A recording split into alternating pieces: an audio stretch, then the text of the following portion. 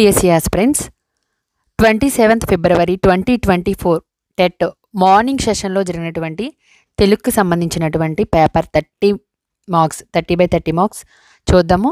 Telugu 27th February 2024 morning సెషన్లో ఇచ్చినటువంటి ప్రశ్నలు ఏపీ టెట్ 2024 చూద్దాం.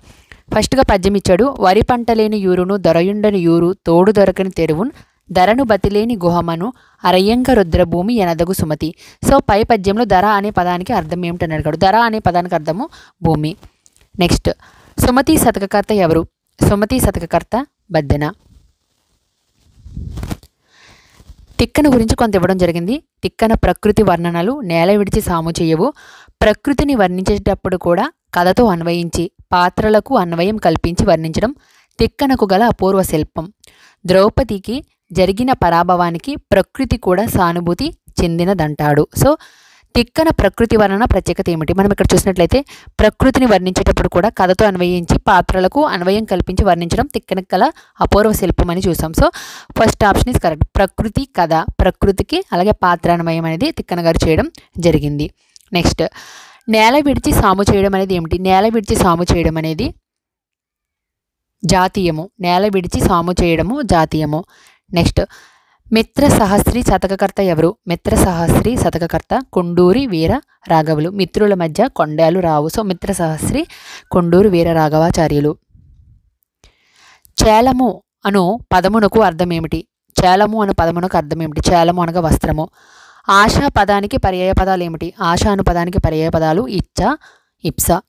పుస్తకము పదానికి వికృతి ఏమిటి? పుస్తకము పదానికి పొత్తము. మొలక, జలము పదాలకు నానార్థ పదము ఏమిటి? మొలక, జలము అను పదాలకు నానార్థ పదము అంకురము. నెక్స్ట్, క్రింది వాణిలో జాతీయాలను గుర్తించండి.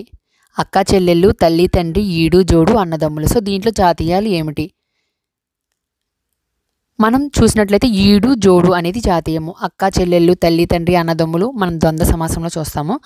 అక్కయును చెల్లియును తల్లియును తండ్రియును అన్నయ్యను తమ్ముడును. సో నెక్స్ట్, పున్నమికి పోత అమావాస్యకు ఆరగింపు ఏమిటది? పున్నమికి పోత అమావాస్యకు ఆరగింపు తేనెపట్టు. నెక్స్ట్, లింగ వచన విభక్తులు లేని పదాన్ని ఇలా అంటారు. లింగ వచన విభక్తులు లేని పదాన్ని ఇలా అంటారు. అవ్యయము. అవ్యయము అంటారు. భవిష్యత్ కాలం అనగా ఏమిటి? జరగబోయే కాలము. గాలి కొరకు కిటికీలు తెరిచారు. ఇది ఏ విభక్తి? కొరకున్కై అనేది చతుర్థి విభక్తి. కొరకున్కై అనేది చతుర్థి విభక్తి. నెక్స్ట్, క్రింది వాణిలో వాక్యాంత బిందువు ఏమిటి? క్రింది వాణిలో వాక్యాంత బిందువు ఏమిటి? Fourth option. నిత్య ఏకవచనమునకు ఉదాహరణ. నిత్య ఏకవచనమునకు ఉదాహరణ ఇనుము. ఇనుము అని అంటాం కానీ ఇనుములు అని మనం అనము. సో మూలికలు అంటాము. పక్షులు అంటాము. ఆశలు అంటాము. సో నిత్య ఏకవచనము. నెక్స్ట్, క్రింది వాణిలో సంయుక్తాక్షర పదము ఏమిటి? క్రింది వాణిలో సంయుక్తాక్షర పదము పుణ్యము. ద్విత్వాక్షరం అంటే అదే అక్షరానికి అదే వచ్చు. ఇప్పుడు చా సెకండ్ ఆప్షన్ చూసినట్లయితే చాకి చా, ఇక్కడ నాకి యావత్ వచ్చింది కాబట్టి సంయుక్తాక్షర పదము పుణ్యము. నెక్స్ట్, క్రింది వాణిలో పరుషాలు ఏమిటి? క్రింది వాణిలో పరుషాలు ఏమిటి? పరుషాలు కచ్చటతపాలను పరుషాలు అంటారు. గజటదపాలను సరళాలు అంటారు. నెక్స్ట్, ఏమేమి పదంలో ఉన్న సంధి ఏమిటి? ఏమీ ప్లస్ ఏమి, ఏమేమి ఈ ఇత్వ సంధి. భానుదయము. భాను ప్లస్ ఉదయము, భానుదయము. Third option. ద్విగు సమాసం అనగా ఏమిటి? సంఖ్యాపదం పూర్వపదంగా ఉండేదాన్ని ద్విగు సమాసం అంటారు. నెక్స్ట్, చిల్లర పదంలో గురు లఘువులను గుర్తించండి. చిల్లర అనే పదంలో మనం చూసినట్లయితే చి అనేది లఘువు అవుతుంది. కానీ దాని తర్వాత అక్షరం మనకి చూసినట్లయితే మనం ఇక్కడ చూసినట్లయితే లాకి లా అవుతుంది. సో ద్విత్వాక్షరము. సో ద్విత్వాక్షరానికి ముందున్న అక్షరము గురువు అవుతుంది. ఆ అక్షరమేమో లఘువు అవుతుంది. కాబట్టి first option is correct answer. జాతరలోని డప్పు చప్పుళ్ళు ఆకాశాన్ని తాగుతున్నాయి. ఈ వాక్యంలోని ఉన్న అలంకారం ఏమిటి? ఈ వాక్యంలో ఉన్న అలంకారం అతిశయోక్తిగా చెప్తున్నారు కాబట్టి. క్రింది వాణిలో సంశ్లిష్ట వాక్యం గుర్తించండి. క్రింది వాణిలో సంశ్లిష్ట వాక్యము. శామ్యూల్ పాఠం చదివి అన్నం తిని నిద్రపోయాడు. తాగుతున్నది పాడుతున్నది అనేవి తాగుతున్నది పాడుతున్నది సంయుక్త. వాడు నా తమ్ముడు ఆమె నా చెల్లి. సో ఇక్కడ సంశ్లిష్ట వాక్యం ఏంటంటే మరి ఇక్కడ చదివి అన్నం తిని నిద్రపోయాడు. సో ఇక్కడ అసమాపక క్రియలు అంటే పూర్తిగా అర్థమివ్వని క్రియలు 2 ఉన్నాయి కాబట్టి మనం 3వ వాక్యం చెప్పొచ్చు. వెళ్ళాడు వచ్చాడు అనేవి సంపూర్ణమైన క్రియలు ఉన్నాయి. నెక్స్ట్ ఇతివృత్తం పూర్వగాథలు విశేషాంశాలు మొదలైనవి ఏ పరిజ్ఞానం కిందకి వస్తాయి? ఇతివృత్తం పూర్వగాథలు విశేషాంశాలు మొదలైనవి ఏ పరిజ్ఞానం కిందకి వస్తాయి? విషయ పరిజ్ఞానము. Next bad spelling is the result of bad hearing. దుష్టోచ్చరణకు కారణం వినికిడిలో శ్రద్ధ వహించకపోవడమే అనే వాక్యంలో దాగిన ముఖ్య భాషా నైపుణ్యం ఏమిటి? మనం చూసినట్లయితే శ్రవణము. దుష్టోచ్చరణకు కారణం వినికిడిలో అంటే సరిగ్గా వినకపోవడం వలన మనకి కలిగే మరి